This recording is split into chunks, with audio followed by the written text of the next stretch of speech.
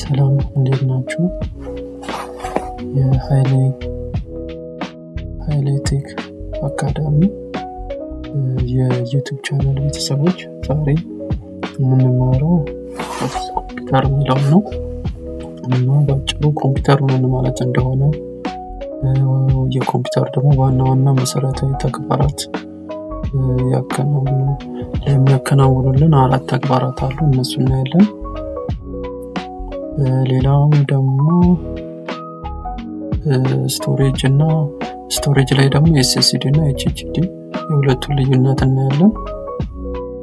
ኮምፒውተር ዋና ክፍሎች ደግሞ እነሱ እናያለን። ሃርድዌር እና ሶፍትዌር ምን ማለት እንደሆኑ፣ ሃርድዌር ምንድነው፣ ሶፍትዌር ምንድነው።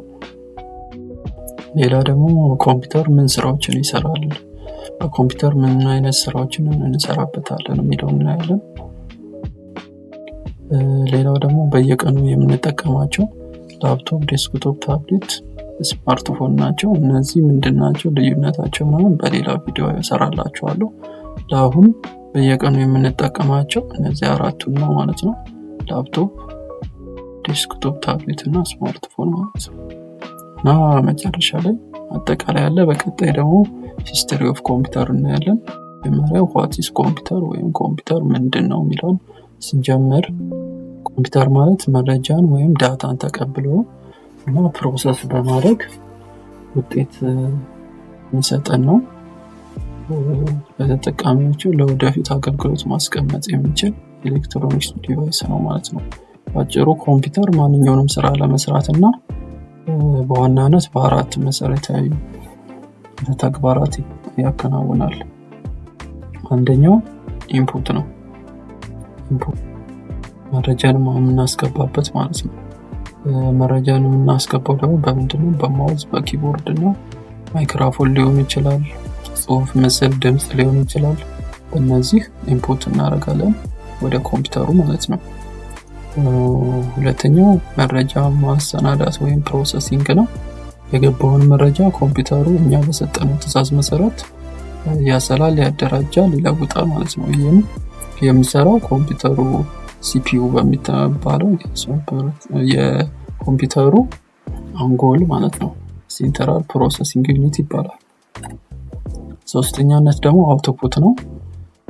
አውቶፑት ማለት ኮምፒውተሩ ያሰናዳልንን መረጃ መልሶ ለኛ ሲሰጠን ማለት ነው። ለምሳሌ ኮምፒውተር ስክሪን በሞኒተሩ ማለት ነው ያሳየናል። ለምሳሌ ጽሁፍ ሰጠነው ከሆነ ወርድ ላይ ፕሪንት ስናደርግ በፕሪንተር፣ በስካነር ወይ ድምጽ ከሆነ ደግሞ ኦዲዮ በዛ አውቶፑት ይሰጠናል ማለት ነው፣ ውጤት ይሰጠናል።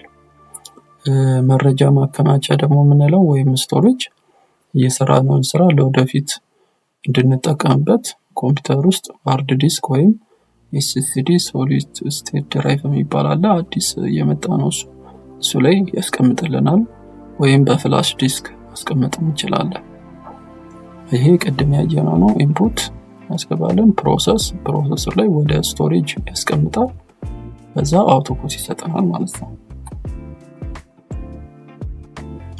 እዚህ ጋር ስቶሬጅ ላይ SSD እና HDD ልዩነታቸውን ለማየት ሶሊድ ስቴት ድራይቭ የሚባለው ፈጣን ነው፣ ጸጥ ያለና ዘመናዊ ማከማቻ ነው። በቅርብ የመጣ ነው፣ አዲስ ሞዴል ነው። ሃርድ ዲስክ ድራይቭ ደግሞ የቆየ ነው። ከዚህኛው ፍጥነቱ ዝግ ያለ ነው፣ ዋጋው ደግሞ በትንሽ ዋጋ ይገኛል።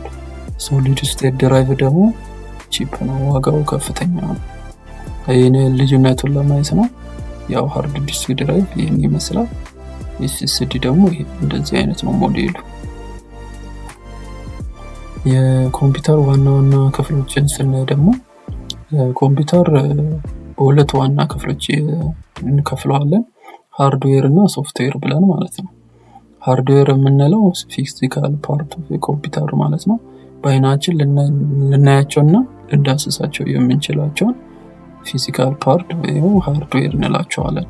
እነዚህም ስክሪን ወይ ሞኒተር የምንለው፣ ኪቦርድ፣ CPU፣ ራም፣ ማውዝ፣ ሌላ ፕሪንተር፣ ስካነር፣ እነዚህ USB ድራይቭ ራሱ፣ ፍላሽ፣ እነዚህም ሃርድዌር እንላቸዋለን። በእጃችን ጨብጣቸዋለን፣ ዳስሳቸዋለን ማለት ነው።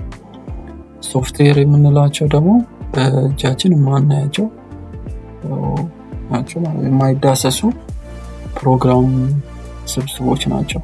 ለነዚህ ደግሞ የዊንዶው ምርት ያው ኤክስፒ የድሮ ቪስታ የሚባል ነበር። አሁን ደግሞ ዊንዶው 8 8.1 ዊንዶው 10 ዊንዶው 11 ድረስ አሁን አለ በዊንዶዎች ማለት ነው። ማይክሮሶፍት ኦፊሶች ደግሞ ያው ወርድ፣ ኤክሴል፣ ፓወርፖይንት ምናምን እነሱን ነው። ሶሻል ሚዲያም የምንጠቀምባቸው ሶፍትዌሮች አሉ፣ ቲክቶክ፣ ፌስቡክ እነሱን ማለት ነው። ሌላው ደግሞ ፋየርፎክስ አለ፣ ብራውዘሮች ክሮም አለ፣ የተለያዩ ብራውዘሮች አሉ። እነሱም ሶፍትዌር ነው የሚባሉት። በአሁን ጊዜ ደግሞ በዴስክቶፕ እና ላፕቶፕ ብቻ አይወሰኑም። በእጃችን ላይ ያሉት ስማርት ስልኮችም ሃርድዌር እና ሶፍትዌር አላቸው።